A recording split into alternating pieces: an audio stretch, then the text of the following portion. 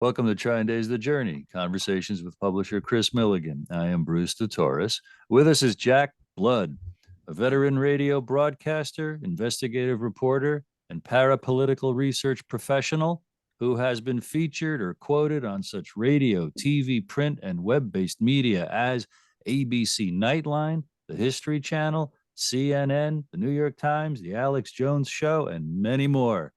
Jack has interviewed thousands of authors, experts, government officials, whistleblowers, and filmmakers. He knows the plan of the global power elites and how to avoid the total, irreversible global serfdom they are currently enacting. His YouTube channel is Deadline Live TV. His Rumble channel is Jack Blood Media. And his current book, Losing Control, is scheduled to be released in 2024. Kris and Jack, it's great to be with you both. It's awesome to be here, and Trying Day is probably my favorite and bravest book publishing company in the world. So, I mean, it's just great to be with you guys and Kris and to see you guys here. Thank you very much, Jack, for coming on. And to give a little bit of history lesson here. Jack and I met. He had his TV show early on days, radio show in the early days of the internet. And then he also stepped in for Mr. Jones now and then. I remember one time I was on Jack's show and Alex called in. You know, we were talking about Skull and Bones, and Jack asked me, well, what do you think of the term 322? And I says, well, you know, there's several different thoughts about that. Some say it has to do with the mystical numbers and different things. And I said, I think that it has to do with the number of the clubs that they have. And Alex came on and said, no, I wasn't correct. I was completely wrong. Now, you used to sub for Alex, but then all of a sudden you weren't subbing for him anymore. Can I ask what happened? Oh, boy. Well, this is kind of a long story, and some people have chronicled it. I personally haven't done too much of that, but I'll just let it live. I was filling in for him once, and his ex-wife, well, now it was his wife, and now his ex-wife, Violet, called me during a commercial and was pretty upset that I wasn't agreeing with something on their website. I didn't know everything on the website, and I guess I had a different take. Their take was John Kerry, who you know is Skull and Bones, had admitted that they blew up the building on 9/11, and he didn't do that, of course, but they had reported that he did, and I disagreed with that. So she got very upset with me, and I think that was the beginning of the end. We just began to not agree on a number of things, and if you know Alex Jones, he likes to embellish the truth a little bit, and I'm just there to get the truth. So we were running Debra Medina for governor of Texas in 2010, and she kind of made me her press liaison, and it was amazing. She came out of nowhere, and she was going to win and be the governor. I was going to be the press secretary for the governor of Texas. That would have been a fun job. And she was kind of a Ron Paul study, and was just a great person, a very libertarian. I think it would have been great for Texas, but Mr. Jones got very upset that he wasn't included in this and sabotaged the whole thing, literally helping us snatch defeat from the jaws of victory, as they say. And Rick Perry, the Bilderberger, ended up winning that election again. And then, of course, you know, the rest is history, because he went on to run for president, then he was energy secretary, and it was just a real big shame. So there's a lot of stuff like that would happen behind the scenes that I saw, even worse things. I've been interviewed by the New York Times and several other people regarding this. And it's the usual thing, Kris. Once you get behind the curtain and you see the emperor has no clothes, it's, it's just disappointing is all. Ron Paul, who I got to know pretty good, was exactly as you'd think he would be. There was no fake Ron Paul. That guy was real 100% all the way. And now you can see all these years later, he's just stuck to it. So there are some real people out there. That particular broadcaster we just were talking about is not one of them. In fact, I was deposed in his trial, in the Sandy Hook trial. I didn't which know you were we lost involved to in the tune that. of about $1 billion. Yeah. Yeah, yeah, yeah. I mean, some people, like orthodoxy. We all got to be on the same page. One thing I learned very early on, it's not about orthodoxy. You know, Yeah. One thing I talk about a lot. One reason that the tribe survived out in the forest is because everybody wasn't looking in the same direction all the time. And so it just because somebody says something different and sees it differently doesn't mean that he's wrong and he's evil and he's one of the bad guys. It just means that he has a different point of view. Yeah, it wasn't about that. It was about they wanted hits to go to their website. They wanted to push that story. They wanted me to push it the way they wanted me to push it. As you know, I hosted the Alex Jones show, I don't know, 50, 60, 70 times. I lost count because I do a whole week sometimes and then do my show, which followed his show on the GCN radio network. So I'd end up doing 5 hours of radio a day, just doing those shows. But it really was just about the money and the traffic going to that website. And this is before social media. This is before YouTube and a lot of this stuff. So that was the bread and butter right there. And he didn't like that I wasn't taking full advantage of that doing his show, which I can understand. But the way it was handled was, I thought, pretty unprofessional and really, like I said, just the tip of the iceberg. Right. All in all. So, I mean, I'm glad I'm out of it. That's for sure. So you're playing some music these days. Yeah, I have a number of bands. Thank you, Kris. We're working on a third record now for my band Dead on Cue. People can find out information on Facebook on that, but it's fun. Yeah. Definitely. Music cures all ills, I like to say. And I also work at a music club 5 days a week. So I get a lot of it.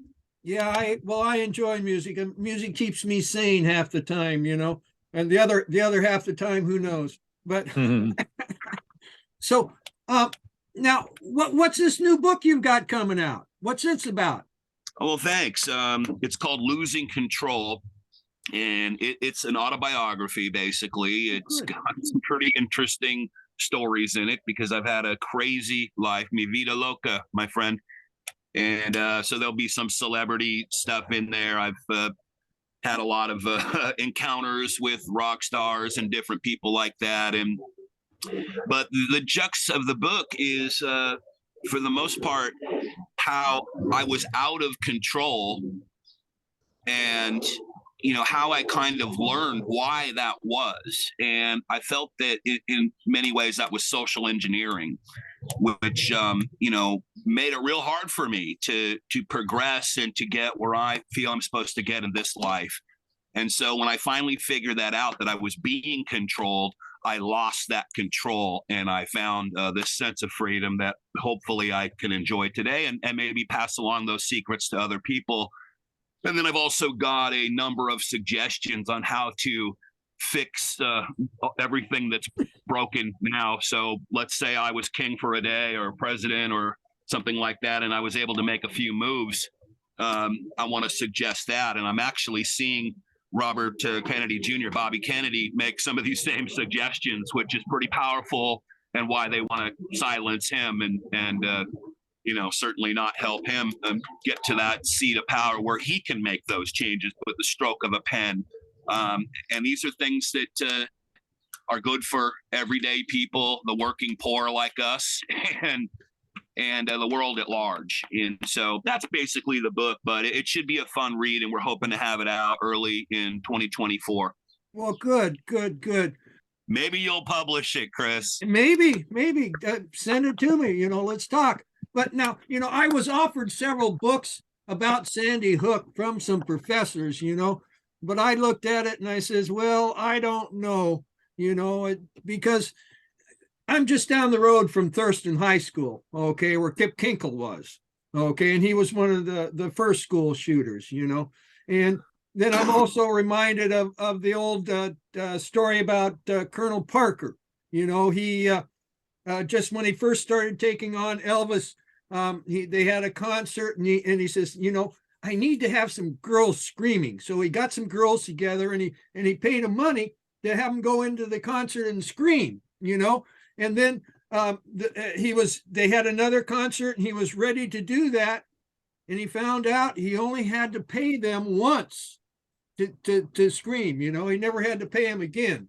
You know, and so I find that not every shooting is one that's being done by the evil people on the left to get our guns. Well, okay. Not everything's a conspiracy. Not everything is a psyop. That's for sure. And, our job as being, the heterodoxy and to, ask the right questions and to do digging as an investigative reporter, I found out a lot of things that weren't true. And now we know how far the fake media will go. I've been in the middle of things that were completely misreported and lied about. So I know that that's a thing. I was looking into Sandy Hook, and I did find some things that bothered me about it, Kris. And unfortunately, because this, I think the real psyop was the no one died, none of the kids died, they're still alive, so that we weren't even being allowed to talk about that. When you think about it, and Obama had a guy named Cass Sunstein. I'm not sure if you're familiar. I know Cass is. Yep. And he had openly talked about cognitive infiltration of the type of movements that we were in. And thus, all of a sudden, you had everything as a hoax, okay? I'm Clyde Lewis. These people literally said that everybody's somebody else. I don't know who you were, Kris, but they always say we're playing roles of somebody else. And then the flat earth stuff, right? All of a sudden, that became a big thing.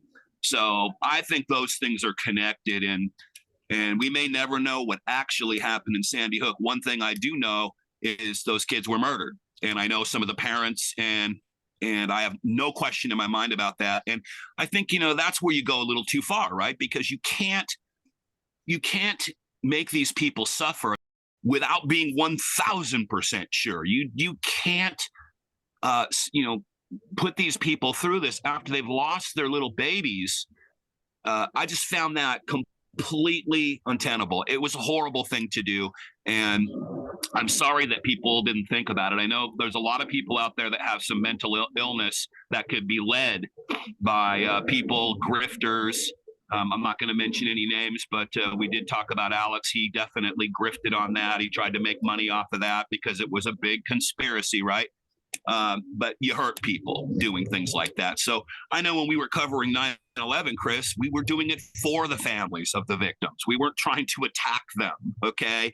And that was one of the things that kept us going. And they're still to this day, like Bob McIlvaine and a number of surviving family members from 9/11 that are still with us and still want answers to these questions. In fact, there was some breaking news recently about 9/11 that this of course is subterfuge. The hijackers were somehow connected to the CIA through the Saudis, but all that does is kind of further justify the story, and it's easily denied unless there's hard evidence of that. But the crux of it is, you want to get to the truth for the people that lost their loved ones on 9/11, and for all of us that had to pay the price, whether you're an Iraqi civilian or you're an American who is jailed or surveilled through the Patriot Act, right? So, right. I mean, we needed answers to those questions, and we saw what happened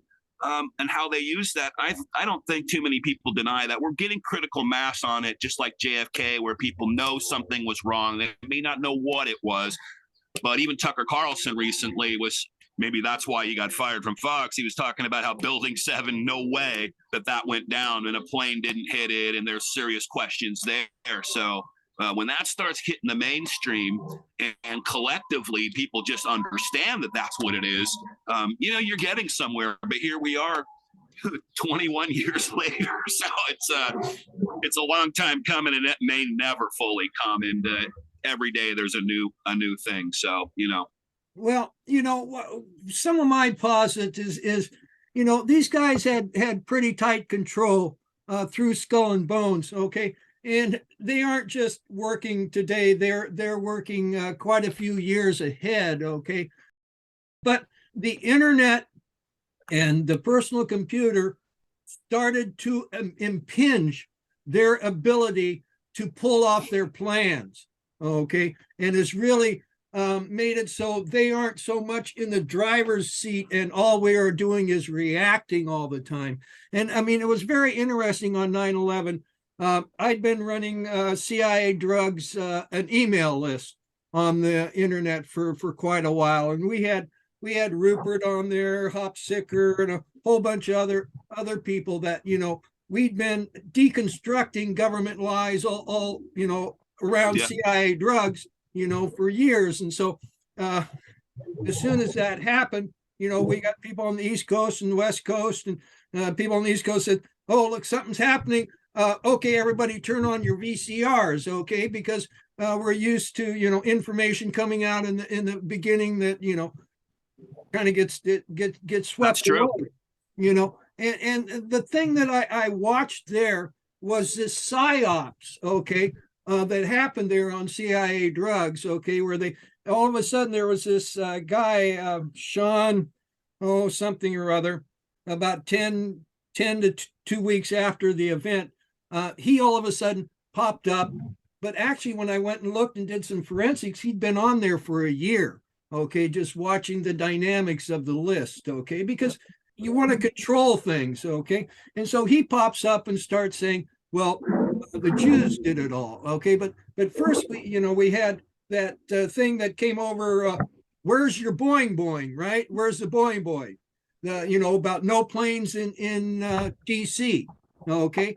And we were sold that came from a guy on the left in France. It was the guy who put it up because they got to bamboozle the left as much as they have to bamboozle anybody, okay?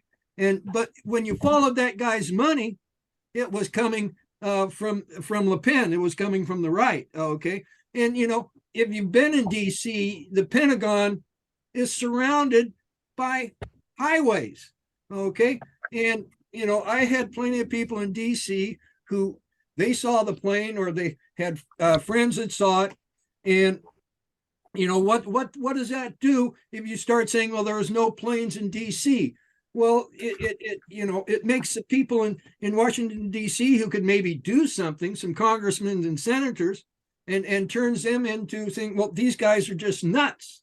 And then we had Web Fairy on there, and she came on and say, well, there was no planes in New York. They were the no plane thing. I know. There was and stuff like that. And then you had, this other guy, Sean, pop up and said, well, the Jews did it all, And so you've got a trifecta there of just, pushing you off into these conspiracy theories that make, I had people, they would send me these things. Well, you see, there was this guy running around and he had this remote control thing and he'd press a button here and one of the light pulls and then he'd press another button and these light, and when you really look at it, you can see that these planes were done with remote control.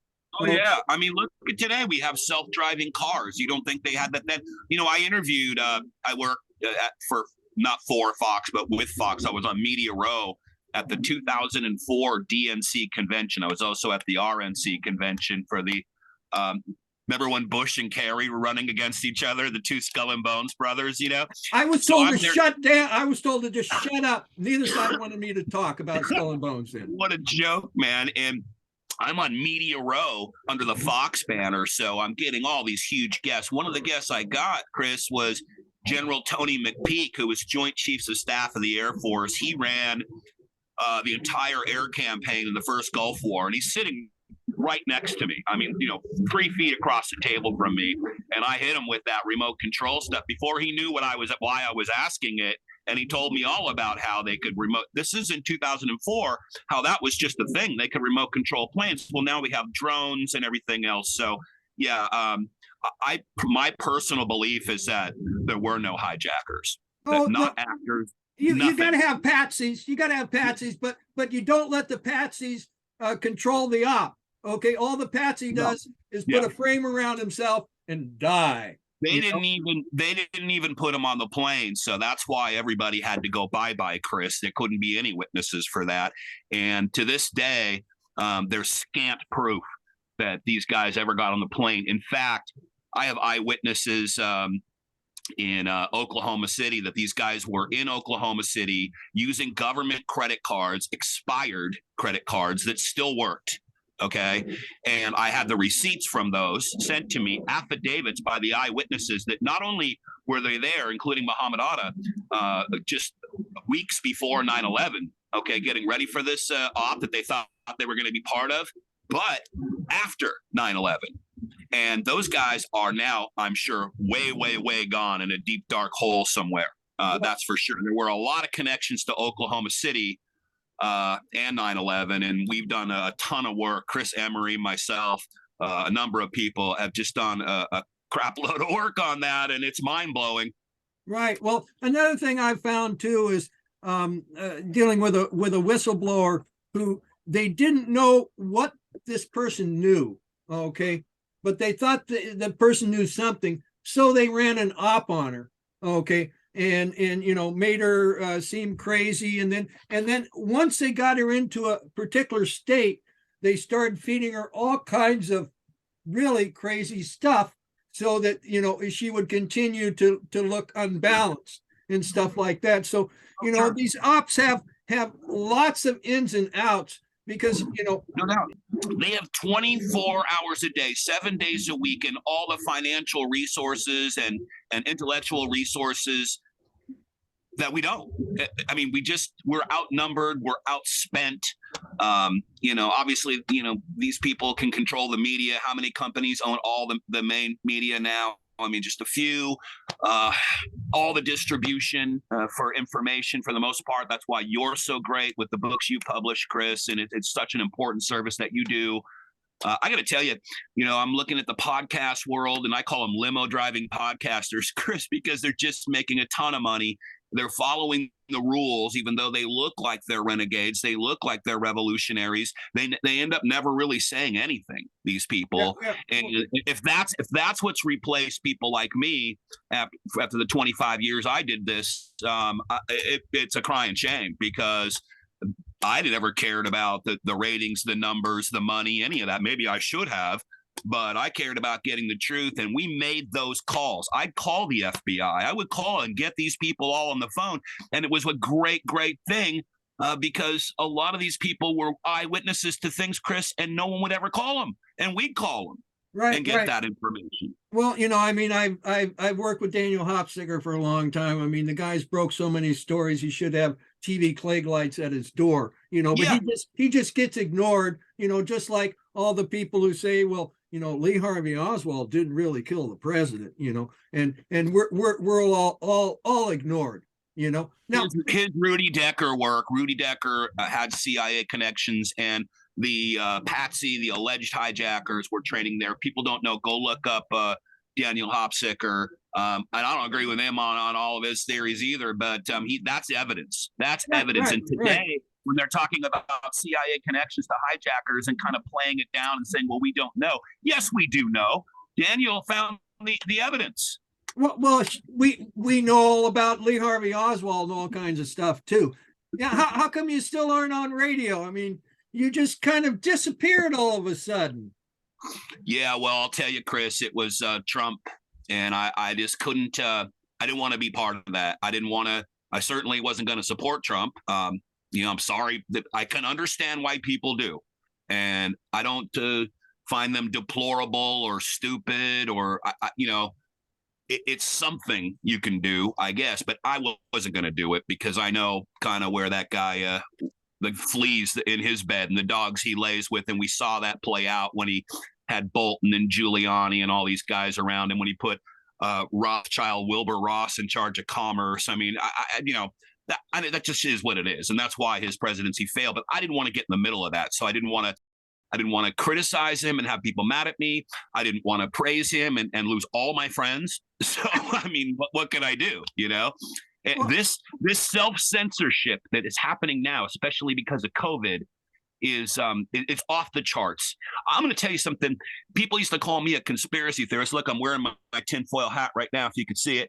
And not only was I pretty dead on a lot of the things I said all those years, over and over again, and proved to people, but I way underplayed it.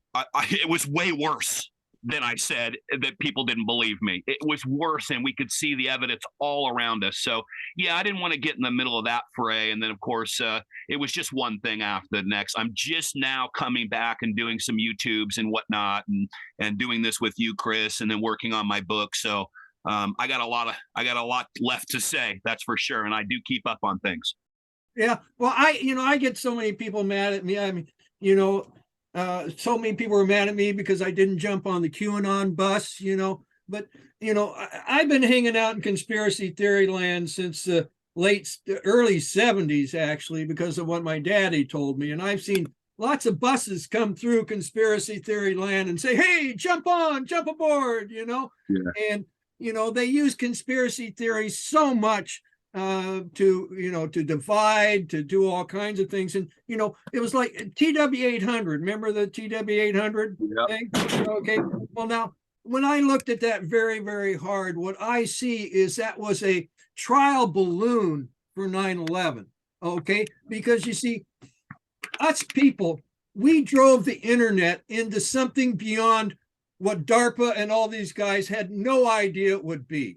Okay. And so they had to, scramble and get a handle on it, because if you watch TW800, what happened was all of a sudden, all us people, little sleuths got together and started looking at it. And then there was a website online. This guy started to lead the charge on what was going on and everything. And then, people started sniping at him and all kinds of stuff. He finally says, I didn't do this to get sniped at, and it just, and then like with 9/11, when you had the 9/11 truth meetings, you'd go to these truth meetings and you'd get people coming in yelling and screaming at each other, about some particular theory, and they would just devolve into chaos, and you'd get, maybe somebody that would, he finally says, okay, I'm going to step in this conspiracy theory world. I'm going to go to a 9/11 truth meeting. And he gets to these meetings and he sees these people just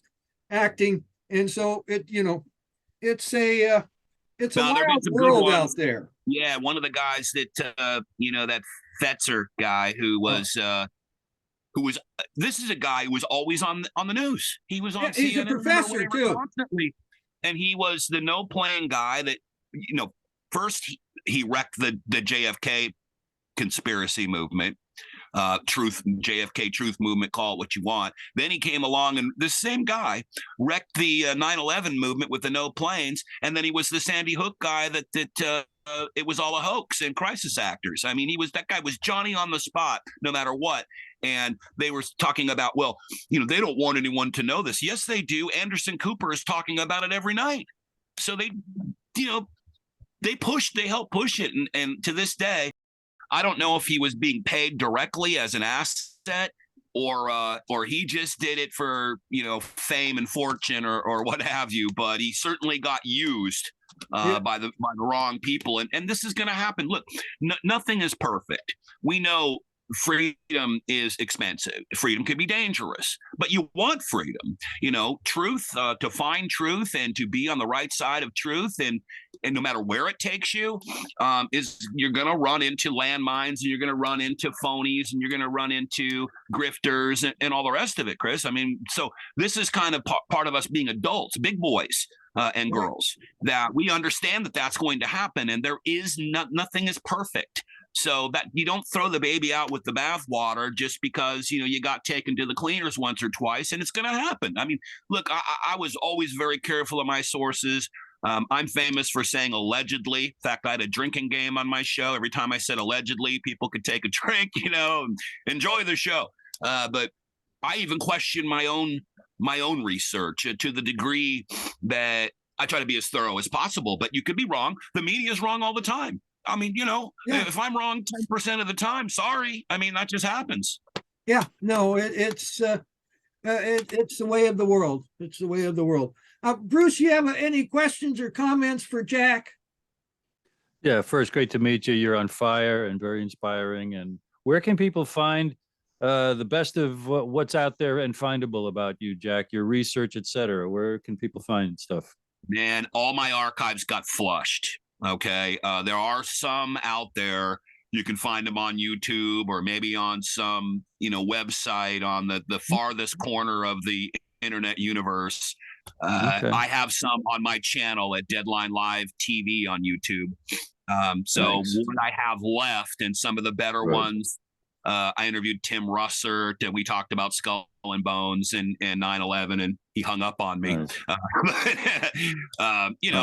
I'm sorry to say I didn't take very good care of my archives, and some Chinese company, I guess, came and took over my website, and they kept some stuff and others they didn't. So I want to thank the usual suspects for letting that happen to me. But so yeah, Deadline Live TV or Jack Blood on YouTube. Deadline Live TV is usually what people look for, and then you'll see some of the new stuff I'm doing as well. Jack, it's so funny you mentioned the Chinese company. The next thing I was going to ask was, what's your impression of China being kind of like a controlled opposition, that it's a false fight between the West and China, along the lines that that Kris teaches, the idea that the real tyrants of the world have been working to build up China to rule the world through China. What are your thoughts about any or all of that? Yeah, I mean, isn't that what David Rockefeller and others said, that that's the perfect government, the perfect society? What was it that Bush said? I don't mind if there's a dictatorship as long as I'm the dictator. Look, these are fake paradigms. I think all paradigms are fake in some way. I always, encourage people to not have paradigms at all. New paradigms are great, but you got to keep moving. You can't stay at one camp. You got to keep climbing the mountain. So that divide and rule, divide and conquer is the order of the day. Anything that the military industrial complex can do, this is what we're seeing with the proxy war in Ukraine right now. Anything they can do to keep power, keep control, keep pumping out these planes and boats and weapons, and to turn the rest of us against each other, they're going to do it. Now, that being said, economically, in other ways, China is in the position to be an adversary, but only to get the end result, which is the one world government that basically exists now. Forget about borders. That's a joke. We have NAFTA, we have CAFTA, we have the area of the Americas. I mean, basically the entire, for the most part, the entire, thankfully there's some standouts, but the entire Western hemisphere is one government, and there's about 3 or 4 quadrants, and Asia is one of those, and then Europe is another, and Africa is another. So the goal is to have enough of a crisis and enough play to where we can finally just all say, please, let's just have one government with a few people controlling the bottom of the pyramid. I would submit as evidence proving your point how so many of the countries of the world, if not all of them, in uniformity handled and responded to COVID. If so, that seems to prove an agenda. But I want to segue into something that I predict is very, very fun and optimistic. The way you described losing control, I inferred that you have. I want your opinion of the nature of reality, the goodness or the love that might be eternal, based on your personal journey as a reason why ultimately what is corrupt and corroded will collapse and life will go on, please. Okay, well, that's a pretty deep question, isn't it? And that's going to get into beliefs, but I consider myself partially a Buddhist, but also, I've studied astrophysics. I believe that the only thing that nature and the universe, its only job is to keep balance. So the fact that we're out of balance is why people are so unhappy and why there is so much turmoil in the world. Eventually, that balance will be kept. This is why people say, well, why would God send a hurricane in and kill children, or a shooter in to kill children at a church? And look, I mean, God, above our understanding, is the true balance of the universe. It'll wipe out a world. In fact, at some point or another, if we don't escape this planet in our physical form, it's never going to have happened. The sun will eventually go supernova, and this will all have never happened. It will just be like it never happened. Now, what we sent out into space, what we sent out into the universe, in the form of radio waves, by the way, the movie Contact had something right there, could remain. But, for us as humans on that primitive level, we have an opportunity to be together and to not be divided, and to create a balance that should work for everybody. I mean, there's resources here for everybody on a spiritual level. I'm on that journey. I came back to this life to do what I'm doing now. I feel, very strongly about that. And I think most of us are. So you got to know your journey and stay on your journey. Hopefully for me, the end is nirvana, my friend. Amen. Thank you for that. And it resonates, with what I think and feel and hope. Thanks a lot. Yeah. And now to look at, I've talked about this, they want to rule through China. Well, again, just as they had very tight control here, and then with the internet and the personal computer, it started to break that down. The same thing is happening on the above level. Okay. And so we're getting more into a sovereign countries, okay, and that are looking very much at their own, aspects and their own future, okay, because I really see that secret societal level has been having problems keeping their control, and because I mean, in CIA drugs, okay, it was a very small community, okay, that was really looking at it hard, okay, and the powers that be took people that had gone through mind control training as a child and put them in there, okay, to control that story. I mean, you had Michael Rupert, he was getting mainstream mentions and stuff like that, but it was very interesting to watch. Okay, he was in CIA drugs, and then he went to the 9/11 Truth Movement, okay, became very big in the 9/11 Truth Movement, and then did the old conspiracy two-step tango and says, oh, you believe this conspiracy? Well, let me take you over here to peak oil, okay, which, excuse my language, is BS, okay? And so, it's very subtle and very nuanced as to how these conspiracy theories are played and worked to influence us to do one thing or the other, Yeah.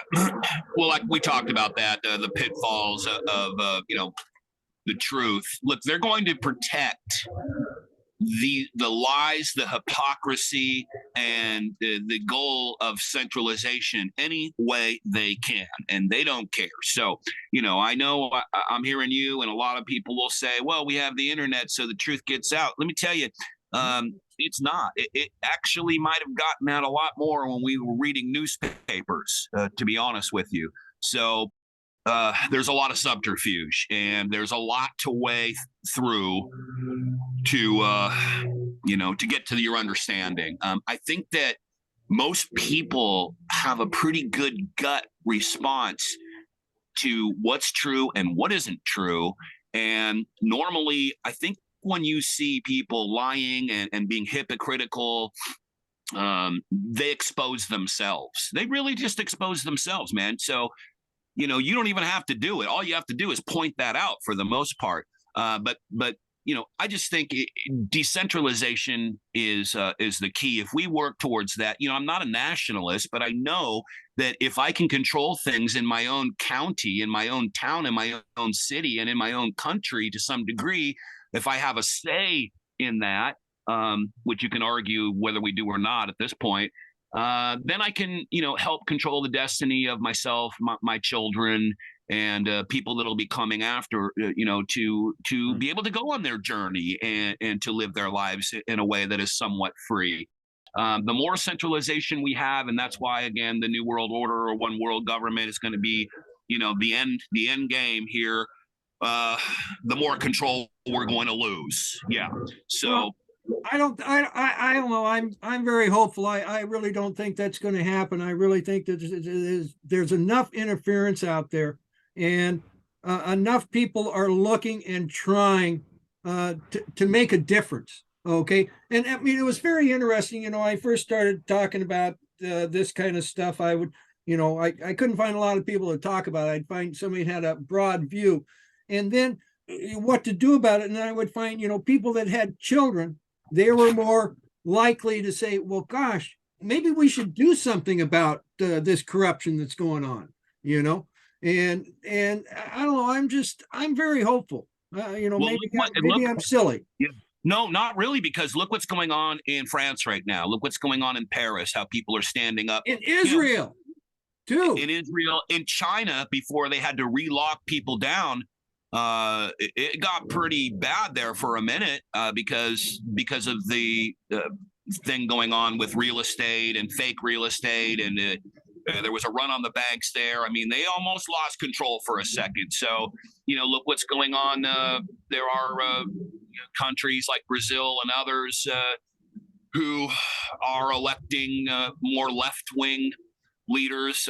Again, that's another paradigm, certainly, but you can tell when you know, the Western conglomerates, I call them global corp, okay, when they start fighting these guys and sanctioning them, etc. Okay, they're on to something, and they're trying to, you know, give land back to the people and freedoms to the people. When you see what's going on with BRICS, which is countering the petrodollar. Okay, these things can all, again, that's decentralization, man. So these things can all offer freedom, and people are standing up. They're getting fed up. I mean, I think we've been pushed a little too far, and they might have, you know, overshot some of the agenda as far as the timeline goes. So you're definitely seeing people stand up now. How's that going to end? You know, we've seen this in the past and it didn't go well, but maybe we'll learn from our mistakes. Well, I hope so. I hope so. So, well, Jack, you have any last words, any last thoughts here? Any famous last words? Oh God. I hope I have enough time to say them in my life. No, Kris, I really can't thank you enough for all you've done, and all your great authors, all the research they've done. I hope people are buying the books and keeping you going, man. And so you can keep publishing more and more books and bringing, you know, light to this world in the form of truth. It's really important. We don't read much anymore. I read pretty much 2-3 books a month still, and if it weren't for guys like you, I wouldn't have anything to read other than the internet. So I'm very grateful to you and all your people out there that support you. So definitely support my man Kris here and all the work they're doing, and go catch up with me on Deadline Live TV on YouTube, and I'll keep talking as long as they let me. Well, you know, quote unquote, they have tried to put me out of business several times, and they keep trying. They've got a new mercantile effect on me right now. They're working on, but I'm a stubborn SOB, and my mama is a very nice keep lady. It going, and that's, you know, and that inspires other people, and that's you know, we lost some good publishers. It's just like record companies; everything got Pac-Manned up, and we've got to keep things like this going. You know, you put stuff on the internet, Kris, and it can be easily flushed, but this book is sitting in someone's house, and that could stand the test of time. That could be there for people in future generations. It's really, really important, and why they want to digitize everything so that they can completely erase it. So, yeah, that's why it's important. Everybody has something to do. You've done just an immeasurable job, immeasurable work, and I love what you guys are doing with this show. I'll just always say and leave people with, you know, be bold and mighty forces will come to your aid. That I believe. Amen. Onwards. Yeah.